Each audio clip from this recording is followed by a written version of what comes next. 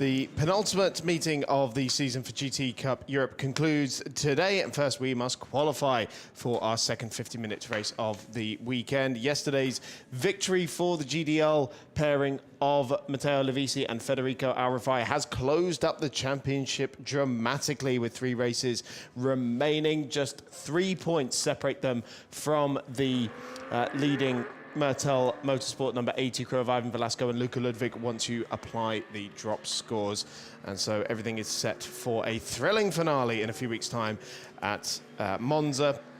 But first we have to get this penultimate meeting of the season out of the way. And as you can see, cars already on track for this 20 minutes qualifying session. Very low sun in the sky, glinting off of these beautiful Ferraris that are making their way out onto the track. The Porsches out there in force as well. It was Porsche victory yesterday, and they seem to be very much the car to have as they locked out the podium overall yesterday with that car, the one that just went through the frame, the Tsunami Racing Team number 78, and also Alex Ryman's EST1 Racing Porsche locking out the podium. Chris Stevens and George Morgan in the commentary box for this qualifying session. George, it's looking very tasty in the championship now.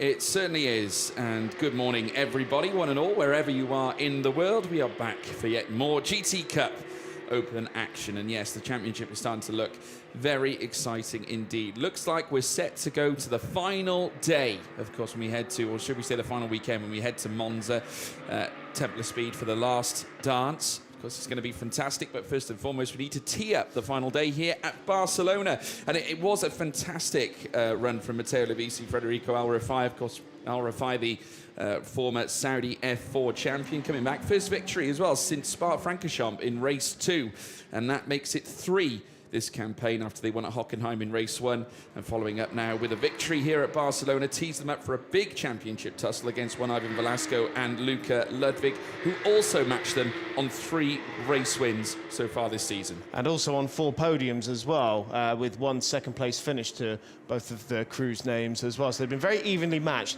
throughout the entire campaign. Also in the AM Championship standings, looking very close as well. Rakar's Porsche of Dieter Schweppes and Leandro Martins leads by only 6 points to Nico van Durendonk and Bogdan Dumar in the Q1 Track Racing Porsche. That's the number 57 crew, and then the sister number 52 of Laurent van der Velde and Nathan Braun's only a further 4 points back. So it is looking really close in both classes. Q1 Track Racing taking a bit of a leap in the Teams Championship, though. They lead by 11 to Mertel Motorsport and a further 5 to GDL Racing. So it does look like it's going to go the Belgian outfits way on that front. But in terms of the drivers, there's still an awful lot to look out for as the cars build their way up onto their first flying laps. Track temperatures not exactly soaring out there at the moment. Still very early in the day. It's only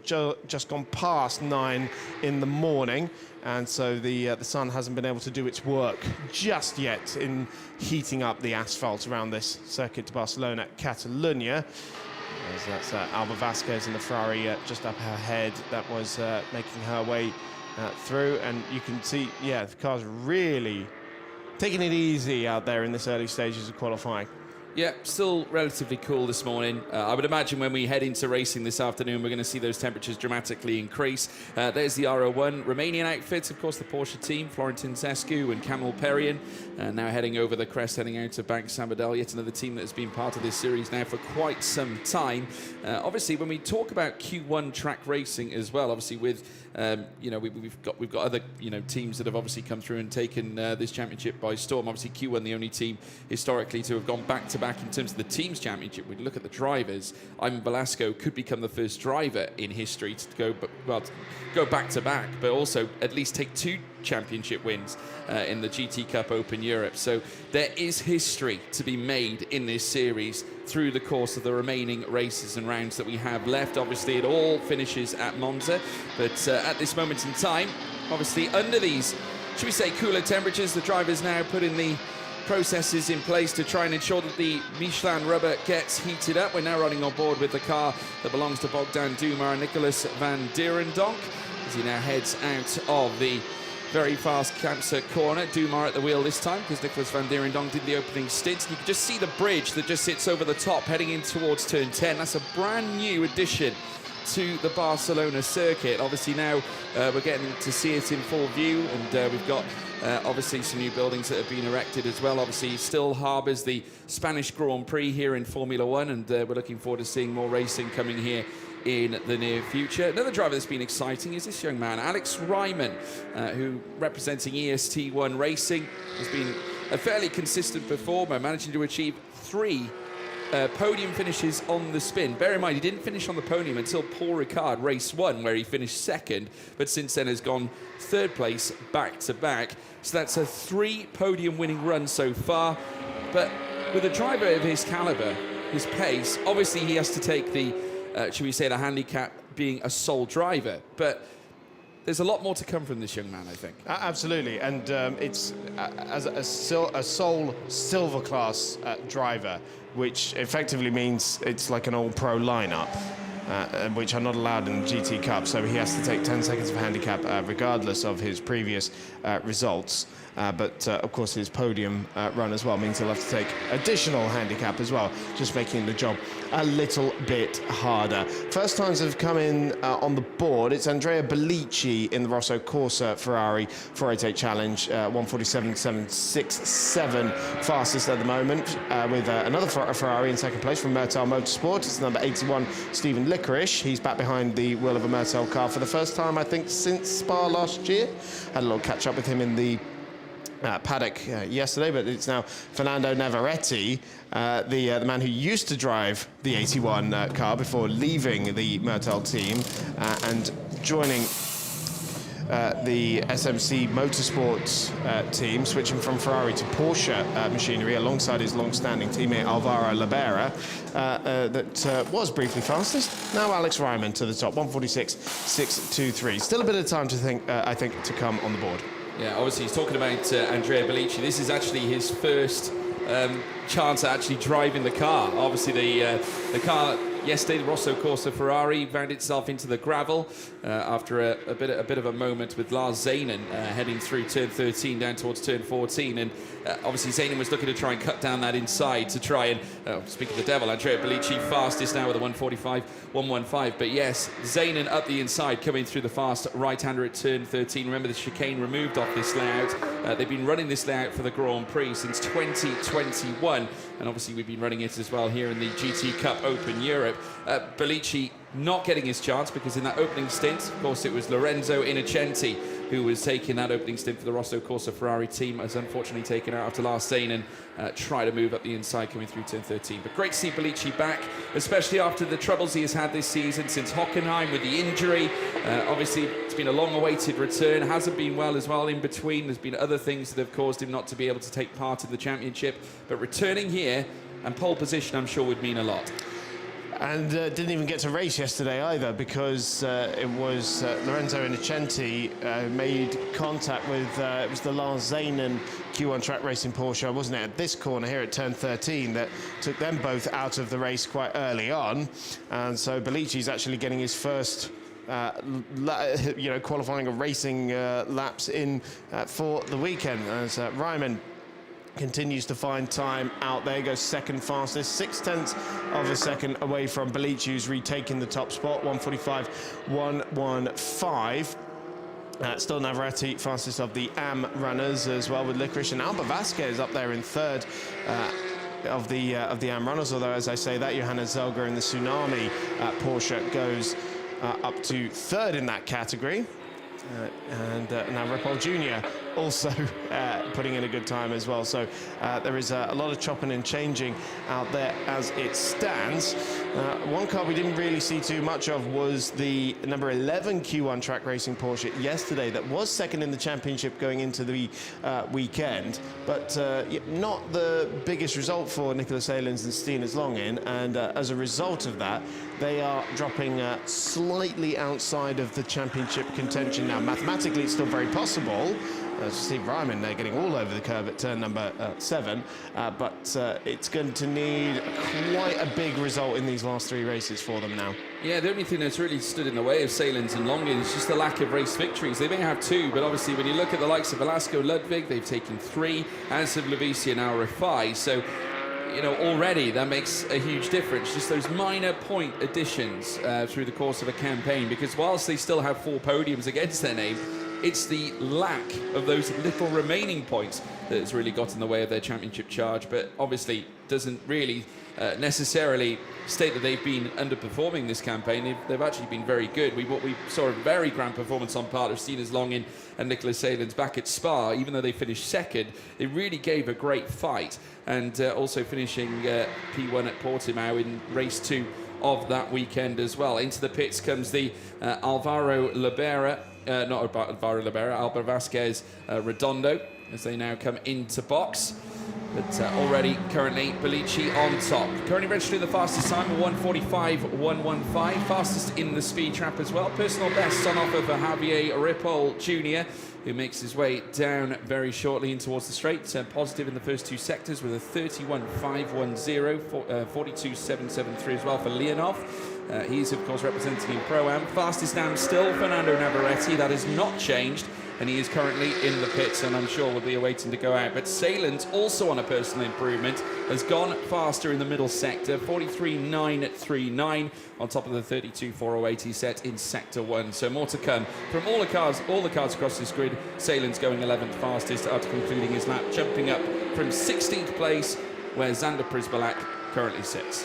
Yeah, it is important to get the good grid position here, because it is, you know, difficult to overtake. There's no secret about that at this circuit. And yesterday, the last 5 minutes after the safety car restart was just an absolute bar brawl between these cars. They were getting roughed up, and chairs were thrown and glasses were smashed out there as these guys were struggling for positions.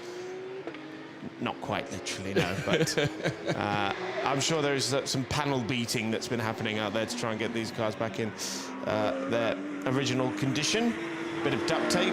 It's a mechanic's best friend out there is Evgeny Leonov there, who was denied a second podium finish of the season yesterday with that late contact with Fabio Babini on the was it the final lap or the penultimate lap? Either way, very late. It was criminal, because in many ways we were picking him up, and especially after talking about the incidents at Portimao, where he looked on the face of it going to take a win in the first round of the championship last year, and then unfortunately that spin around the final corner on the run down towards the home straight, it just all came undone. And I felt a little bad. I felt I cursed it through my line of commentary, and he ended up then having his moments in yesterday's race. So great to see him back, though. I mean, Leonov, again, someone who is so competitive. It just seems to me like little stumbling blocks just get in the way, but he's got the raw ability, he's got the speed.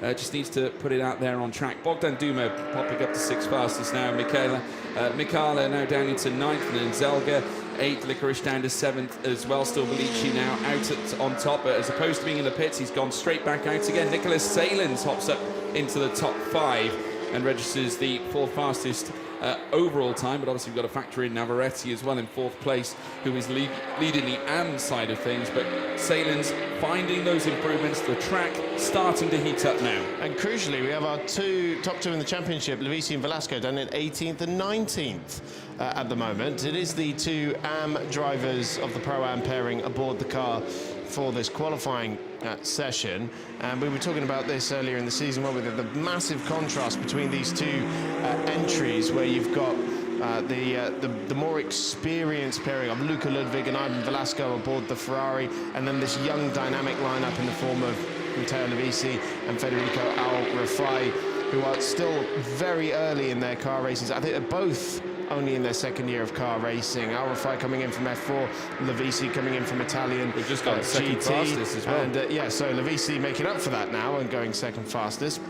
We are yet to see a big time from Velasco just yet, although the sector times are looking somewhat decent out there. Done a personal best in the first sector on this particular lap, but does still have some speed to find. He's leaving it quite late out there at the moment, and so 5 minutes on the clock, and that was the 84. No, it's Arturo Melgar, is it not, in the blue Mertel car that was just kicking up the gravel? Yes, he was just caught a little bit behind the Porsche that was sat in front, and unfortunately, perhaps his exit was a little better than the Porsche's, but was forced to take a bit of an evasive route. But yeah, no, Jorge Cabezas now registering his time. Nicolas Salen's improving again after dropping back. We did see Xander Prismalak formally up there. Now, Levisi did hold the purple third sector, but he's just found the purple second sector. Babini taking that purple third sector away on his last run to push him up to fourth fastest, but Levisi finding some additional time. 31.347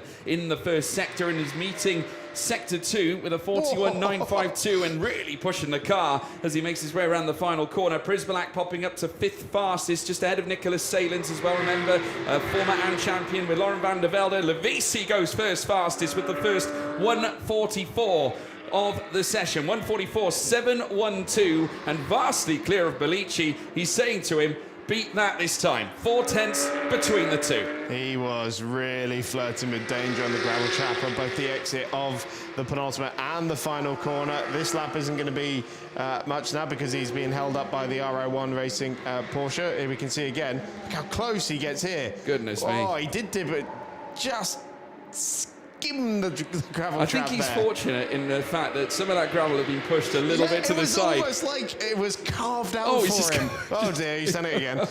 On the dirt this time out of 10.4, but it's fine. I don't think this lap will be an improvement Trying all the anyway. elements, Chris. Yes, he's exploring the grip where none other has gone before. Velasco now pops himself up into fifth position. That's a much better starting spot for the championship leading number 80 crew as we watch Levisi second in the standings, fastest in this qualifying session. Jorge Cabezas puts it on the second row of the grid in the 85 Mertel Ferrari fastest in first sector. well. And yes, Bellici coming back at him. We'll just say about Cabezas, it was a one small, tiny little cable component that hit the kill switch on his car yesterday and caused him to stop at the side of the track at turn 12. A cruel, cruel twist of fate for the Spaniard behind the wheel of the car, because his AM driver, Annie Frozio, was actually performing very well yesterday, and Jorge was in a great position to score points, but it wasn't to be. Of course, they'll be hoping for more on this one.